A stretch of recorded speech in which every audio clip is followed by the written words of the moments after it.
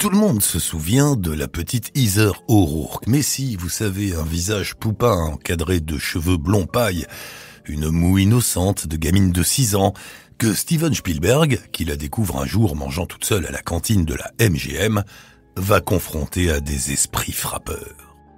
Le film s'intitule Poltergeist. Il est produit par Spielberg et réalisé par Tobe Hooper, à qui le public amateur de frissons garantis doit déjà l'effrayant massacre à la tronçonneuse. Poltergeist sera le plus gros succès du genre de l'année 1982.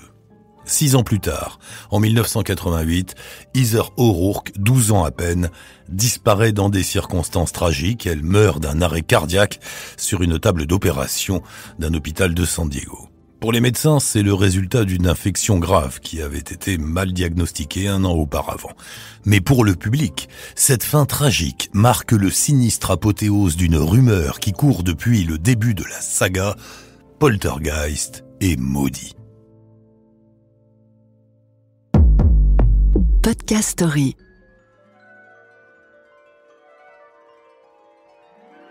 Poltergeist, c'est une incursion dans l'horreur voulue par Steven Spielberg, alors qu'il planche au même moment sur ce qui sera l'un de ses plus grands succès, E.T. l'extraterrestre.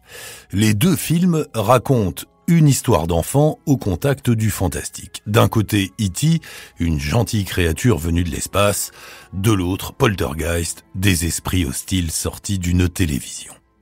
Comme Steven Spielberg est déjà sous contrat avec Universal, donc pour E.T., il choisit comme réalisateur Tobe Hooper, cinéaste peu habitué aux diktats des grands studios.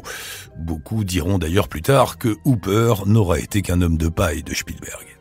Spielberg, producteur, demande aux jeunes scénaristes Mark Victor et Michael Gris de faire preuve de beaucoup de réalisme, et il les oblige à rencontrer des voyants, des médiums et autres chasseurs de fantômes. Une galerie de personnages plus farfelus les uns que les autres, plaisante Michael Gris. Il raconte que ces spécialistes du paranormal pointaient le doigt vers un mur ou un plafond et chuchotaient « Là, il y a un fantôme, là, un fantôme !» Lui, très sceptique, jouait le jeu en approuvant le plus sincèrement possible « Ah oui, c'est fascinant !» Plus étonnante est l'histoire bien réelle de Poltergeist, car il existe une véritable histoire derrière le film. L'histoire de la famille Herman, qui en 1958, à Long Island, fut harcelée par des forces surnaturelles. Les déboires des Herman avec des fantômes furent suivis à l'époque par de nombreux médias et passionnèrent le pays.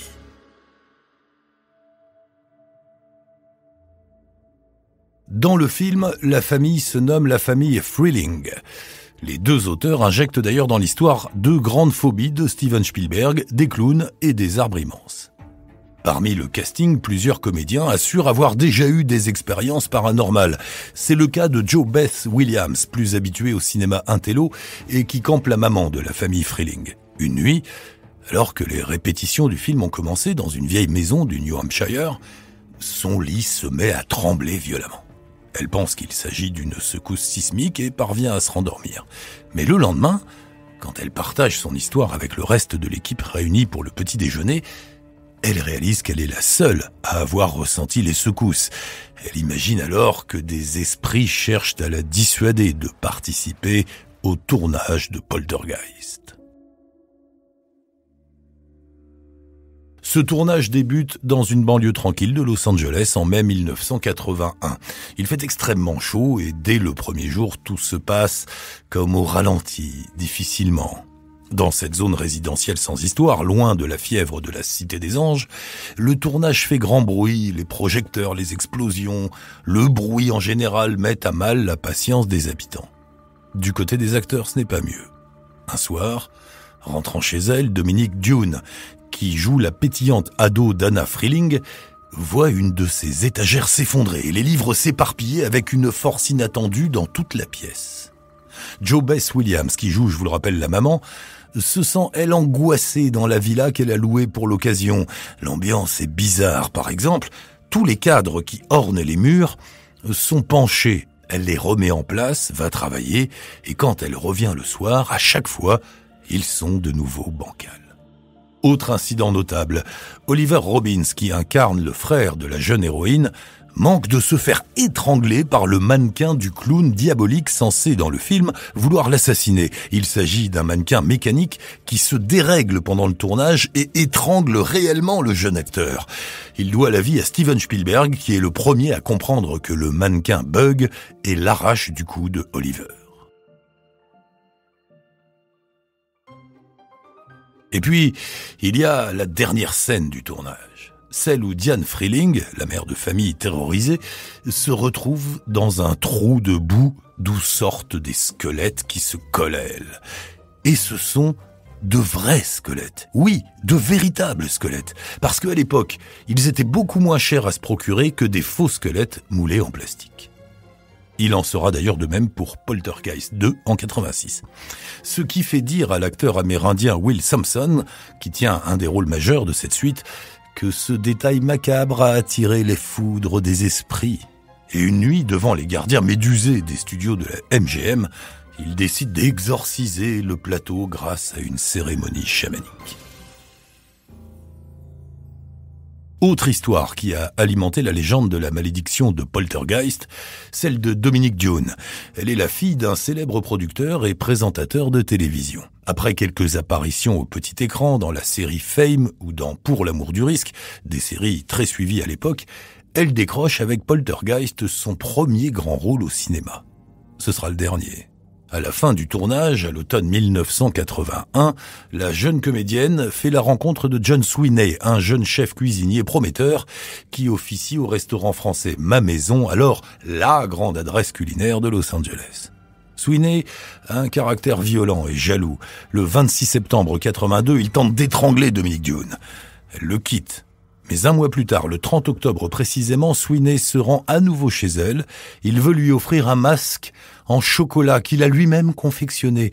Le résultat est lugubre. Une violente dispute éclate et une nouvelle fois, Sweeney tente d'étrangler son ex-petite amie et cette fois, Dominique meurt quelques jours plus tard sur son lit d'hôpital peu avant son 23e anniversaire.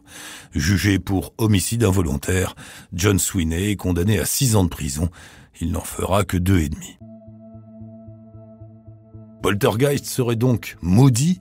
La belle affaire. Le film sort en 82, fait un carton plein, l'argent coule à flot, alors malédiction ou pas, les studios de la MGM sont prêts à rempiler. Poltergeist 2 est lancé 3 ans plus tard avec quasiment la même équipe. Sauf Tobe Hooper, le réalisateur dont l'ego a été un peu mis à mal par l'omniprésence de Spielberg. Les 2 scénaristes, Mark Victor et Michael Grace, reprennent du service. Eux aussi se fichent complètement de cette histoire de malédiction, ils n'y croient pas une seconde. Les incidents qui ont émaillé la réalisation du premier film sont des hasards malheureux, un point c'est tout. Heather O'Rourke reprend le rôle de jeune innocente aux prises avec la bête, venue des enfers accompagnée de ses fantômes. Le film a même droit à son propre médium pour les conseils techniques. Il s'agit de Jill Cook, une truculente blonde amie du nouveau réalisateur, l'anglais Brian Gibson. Elle promet de prier le premier jour du tournage pour faire fuir le mauvais œil. Mais ces incantations n'empêchent pas la mort de 2 acteurs. Will Sampson, connu pour être l'Indien dans Vol au-dessus d'un nid de coucou, il meurt des suites d'une opération des reins après la sortie du film. L'autre mort, c'est l'acteur Julian Beck, qui interprète un pasteur terrifiant. Il succombe, lui, à un cancer de l'estomac pendant le tournage. Hors contexte, ces 2 décès n'ont rien d'exceptionnel, mais ils entretiennent la légende du film maudit. Et ce n'est pas fini, car arrive Poltergeist numéro 3.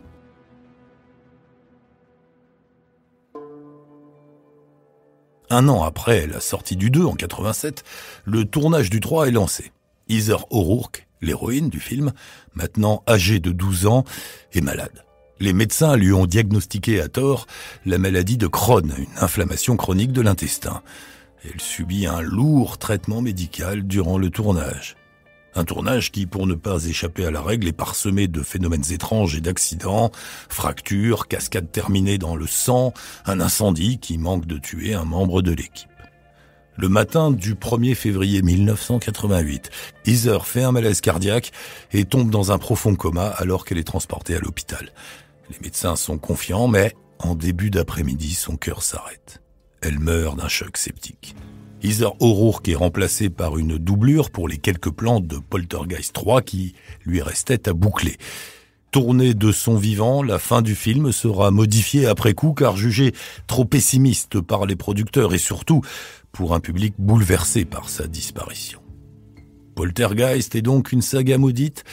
Ce qui est sûr, c'est que les 3 films cumulés ont coûté 40 millions de dollars et en ont rapporté 176. La malédiction reste un excellent business. Podcast Story. On a tous une histoire à écouter. Ne manquez aucun épisode de Podcast Story. Abonnez-vous et mettez 5 étoiles sur Podcast Addict, Amazon Music ou Spotify.